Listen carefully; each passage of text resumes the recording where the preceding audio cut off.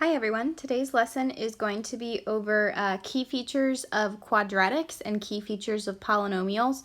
We're going to start off with a quadratic first because it's probably something that you've seen many times before in your math career. Quadratic is just a polynomial that has a degree of 2. So the highest exponent that you're going to see there is 2. That means that the function is quadratic and it makes a parabola shape when you graph it. So I'm going to look at this red curve over here. The x-intercepts or the roots are wherever the graph is going to touch the x-axis. So these 2 points right here are where that happens. So I'm going to call this R1 and I'll call this R2. My x-intercepts or my roots, I'm going to make them right as a point. So the first one is at 3, 0. And the second one is at 5, 0. The number of turning points refers to the number of times that the graph changes direction. What you're looking for is something that resembles the top of a hill or something that resembles the bottom of a hill. So the top of the hill right here, that's 1 turning point. So for number of turning points, I'm going to put 1. The degree is the number of turning points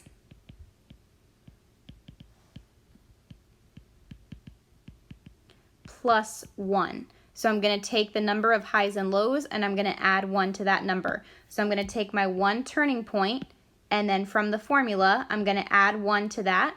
So that's going to give me a degree 2. This makes sense because this is a quadratic graph. I have 2 x-intercepts, so my highest degree is 2 and it makes that parabola shape. Okay. Now I'm going to write this in 3 different forms. So we've got vertex form, we've got factored or intercept form, and then we've got standard form. Vertex form is helpful if you want to know what the vertex of the graph is. So that green circle, the high point, that is your vertex. The coordinates for this point are 4, 1. Okay, so let's look at my vertex form. I'm going to zoom in. So the pieces that I need to write this are A, H, and K. I already have H and K. We just found that this was 4 and 1. My A value, however, is a little bit harder to find. So let's take a look at our graph.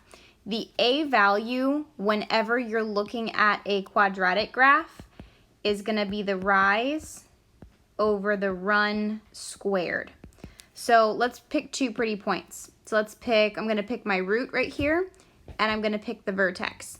To go from one point to the other, you're going to have to go over 1 and down 1. So my rise and run are both 1, but since I had to go down to get to another point, I need to make this negative. Or you can think of it as your graph is opening downwards, so your A value has to be negative. So my A value I just found was negative 1. So I'm just going to take these pieces of information, plug them in, and simplify. So I'm going to replace A with negative 1. I'm going to replace H with 4, and remember there's a minus sign there, so this is x minus 4, x lies, and then plus K, which is 1. It looks kind of funny with a negative 1 in there, so I'm just going to leave it as a negative sign. Okay, and that is your vertex form of your equation. Now let's look at writing the factored form, the intercept form. You might also see this called as root form because it has the R1 and R2. So my A value here is the same. It's still negative 1. R1 is the x value of our first x-intercept. That one is 3. And R2 is the x value of our second x-intercept, which is 5. So I'm going to go through and substitute everything.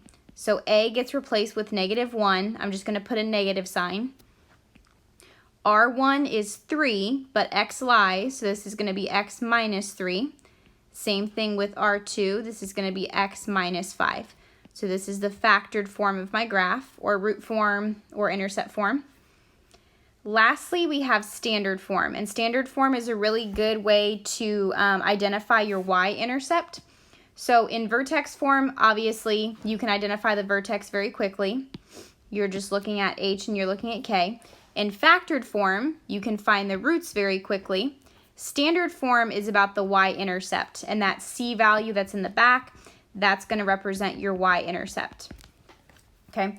So this is a good way to check yourself, because if I expand either vertex form or factored form, I should end up with the same standard form for both. So I'm going to multiply both of these out just to be sure that it matches. So let's start with my vertex form.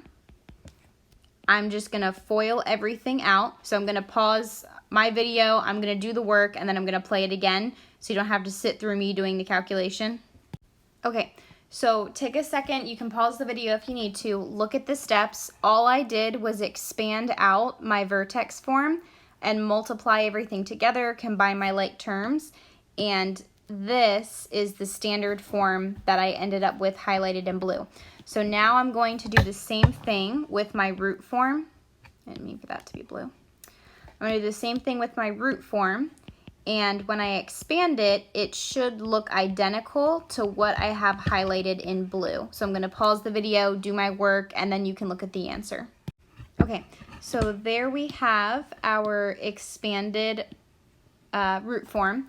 And notice that the two things that are highlighted in blue, they look the same. So this is my standard form. I found it correctly. So my standard form is negative x squared plus 8x minus 15. That means my a value is the number that's in front of x squared, is negative 1. My b value is 8, and my c value is negative 15. In this case, my c value, that's my special piece here, that's my y-intercept. So depending on what you're trying to find, one of these forms may be more beneficial than the other.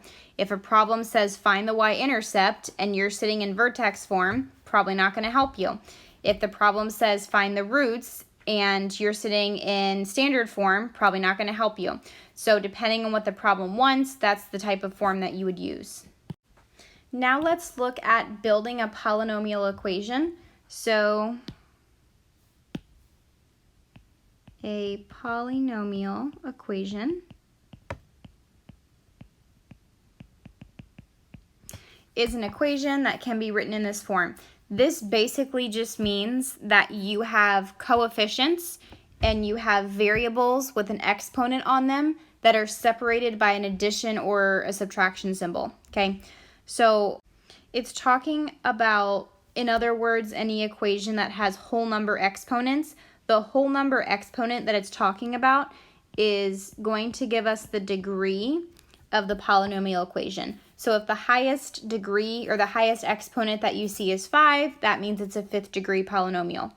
When a polynomial is written in factored form, we kind of looked at that on the last page, the individual factors are going to give you what the roots of the function are. So let's look at some examples. So in example 1, let's look at f of x, that blue curve that's there.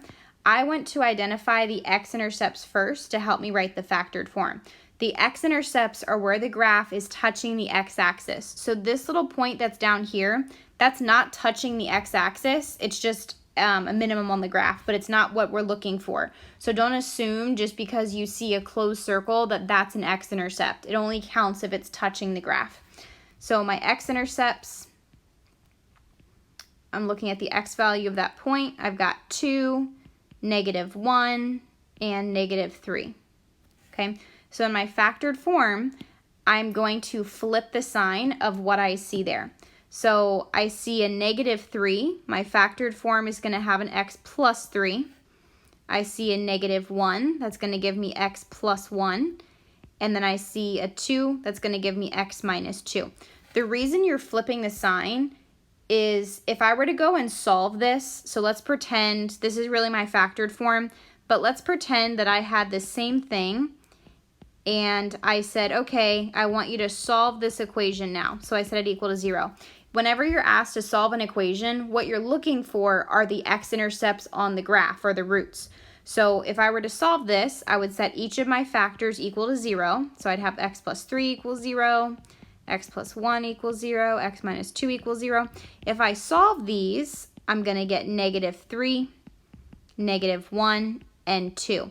So the x-intercepts on my graph make sense. That's why the sign is flipping, because if you go to solve it, you get the flip sign version. Okay, Let's try this one over here that's red. So again, this point up here, that's not an x-intercept, that's a y-intercept, so don't pay attention to it. Just whatever's touching the x-axis. So I've got 1, I've got -2, and I've got -4. So my factored form would be x plus 4, x plus 2, and x minus 1. And you can write these factors in any order that you want because multiplication is commutative. So if you wanted to make this x minus 1 times x plus 4 times x plus 2, that would also be completely correct as long as the signs are matching. Okay, let's look at some moving from one form to another. So my directions say write the factored and expanded forms given the information below. So the first piece for 2a that I was given is that I have a polynomial that has a double root at 2, 0 and a single root at 3, 0. So remember, roots are the same thing as x-intercepts. A double root looks like this. So we'll write the factored form first.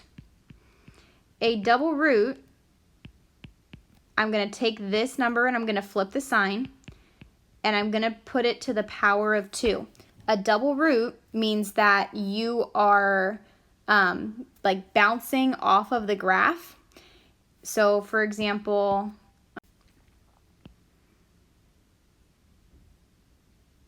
let's say you have something like this, and right here, that kind of touches the x-axis and then bounces off of it. That's creating a double root. That's why you have the exponent of a 2 up there. So the double just tells you what exponent to raise it to. You could also say that this root has a multiplicity of 2. A single root is just a plain x minus 3.